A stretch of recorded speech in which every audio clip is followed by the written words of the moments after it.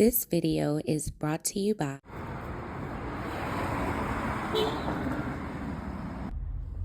Cool Grain Clothing. We done gone worldwide and we coming straight out of Baltimore. Come on down, shop with us at 215 West Saratoga Street. And if you can't come and shop with us in person, go online right now at coolgrainclothing.com and make your purchase. Oh yeah, and by the way, if you ain't cool and getting the green, you're in the way, and that's just basic. What's going on, YouTube fam? It's your boy Tony 2 times, and we back with another episode of the Baltimore Way, man. Before I start, be sure to tap that like button. Definitely watch this video to the end to hear the full story and all the details in the case. I got a serious question at the end of this one, so y'all stay tuned. For the day one fam, y'all already know it's all love. Thanks for tuning back into another episode. If you're new to the channel and you feeling the content, feel free to subscribe. Definitely hit that notification bell so you can be notified every time we drop a new video. Oh yeah, feel free to share the channel with your peoples. Everybody is welcome. Let's get right into the story. It's an old statement that for decades people have been studying, and that thing is being a product of your environment, meaning your upbringing, the way you was raised, and the things you see will have an effect on the way you view the world and the way you live your life. For example, if you come from a two-parent, middle-class home where both parents are college educated or have good careers, y'all go on family outings, eat good every night, you have decent school clothes and can focus on being a kid, you might be a little bit more balanced than another kid that has a parent getting high, one in prison or not around, no one to really take care of them, and when they walk outside their door, they see trappers, scammers, and killers. The mindset of both those kids coming from two very different circumstances will be different. But the stigma of somebody being a bad person just because they come from a bad situation or seen a lot is not always true. It's a lot of good kids that come from the trenches.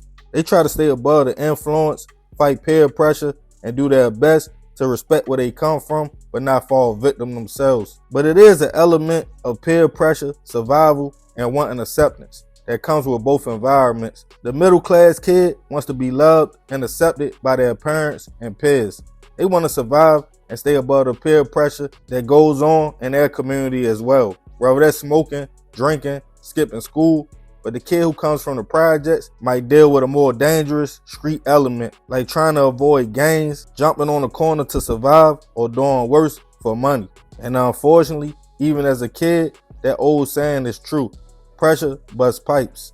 And on this episode of the Baltimore Way, we'll be taking it all the way back to 2010 to discuss the case of a 14-year-old girl who went to hit a lick and it took a fatal turn when they laughed at her. Back in 2010, Artisha Hope was a 14-year-old girl navigating life in Baltimore City. She lived with her mother in Southwest Baltimore and was a 7th grader at Booker T. Washington Middle School. She got good grades, but wasn't like most girls her age. A bit of a tomboy who liked to play sports and was a little rough around the edges. We all know that at that age, kids can be rebellious. That was the exact case for Artisha. She would often zap out if her mother told her to do something around the house, or tried to discipline her by telling her no cussing, follow the rules like coming home on time and cleaning up. But her mother quickly realized it wasn't a normal frustration coming from her daughter. It was rage, hate, and anger. And the smallest thing would trigger the young lady, like her nephew spilling something on the floor. She would throw things through the house, break stuff, and it would take a lot for her to calm down. Her mother tried her best to run a strict household and set boundaries for her daughter. She even went to the school to see if she can get her put on some kind of IED program, which stands for Individualized Educational Plan, that helps troubled kids navigate through school. As the young lady kept getting in trouble and sent from school to school. But it wasn't for her academics, as she was very smart. It was for her behavior, in which the school felt that was a deeper problem and there wasn't much they could do. The teen and her mother would bump heads so often to the point she went to talk to a social worker asking could they take her daughter to some kind of placement so she could be evaluated for her mental health. But they told her unless she signed over her rights as a parent or our teacher was arrested for a crime, there wasn't much they could do either about her acting out. As the months went on, things got worse, causing the teen to not want to follow her mother's rules at all. packing her bags and staying with different family members throughout the city. Trying to provide for herself, she would catch a petty theft charge and be arrested. But her mother told the juvenile courts she wanted nothing to do with her daughter anymore because she wouldn't listen and respect her household. Her aunt would step up and the teen would go stay with her in Northeast Baltimore. Her aunt and cousins looked out for her. She had shelter and food, but Artisha wanted to support herself. She would find ways to make a few dollars until eventually the young lady got her hands on a little blick, a revolver. She showed it to her brothers, and when they asked her, like, yo, what you doing with that? She stated, I'm about to get to work. On a nice summer night on August 13th, 2010, two Hispanic men were sitting on the steps in front of their row house having a few drinks on North Linwood Avenue in East Baltimore. They were at the time 44-year-old Jose Gonzalez and his 22-year-old homeboy named William. As they observed the neighborhood, they realized a person was walking up on them. They upped the gun, telling the men to kick everything out. Realizing it was a teenage girl that weighed about 130 pounds, the men thought it was a joke and they bust out laughing. Seconds later, multiple shots went off and she fled the scene. BPD was called to the location to find William grazed in the head, but Jose suffering from a gunshot wound straight to the head. He was rushed to a local hospital in critical condition. William gave them a description of the shooter and what he claimed to be a small teenage girl, and when she upped the gun, they thought it was a joke.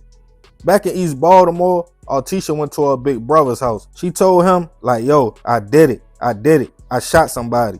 He asked her, like, what you talking about? That's when she gave him the whole rundown.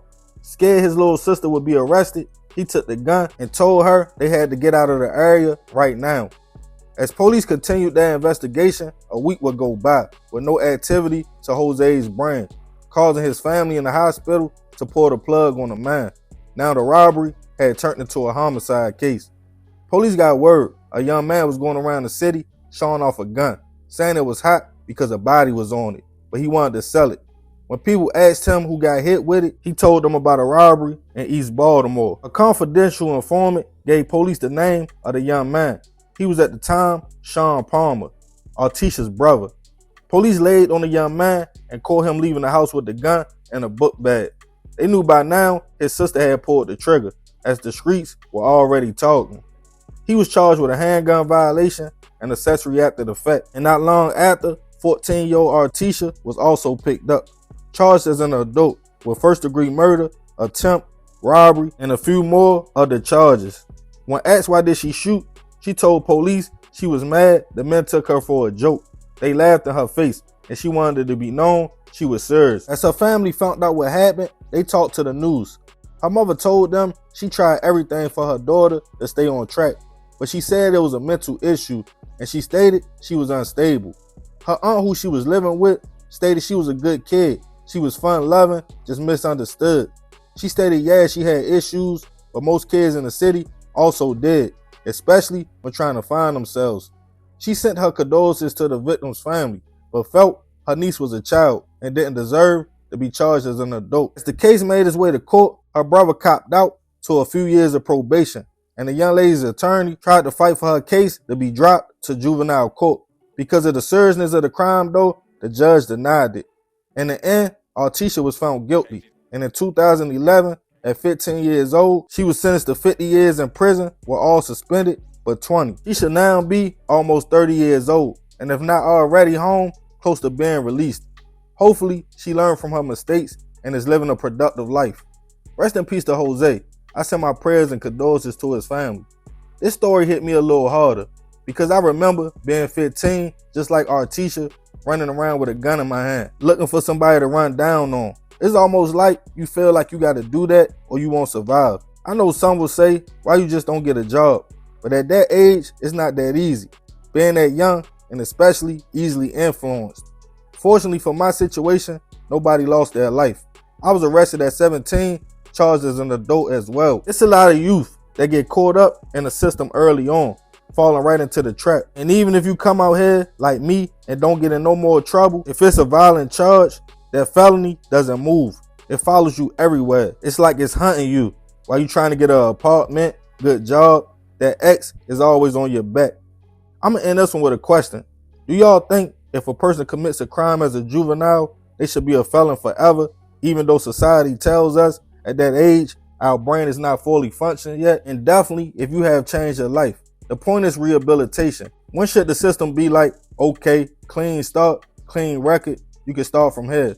Should it be after 10 years, after 20 years of being out of trouble? Or do you think it's right not to be able to get your record expunged for something you did as a kid? And now you are a grown man or woman dealing with that.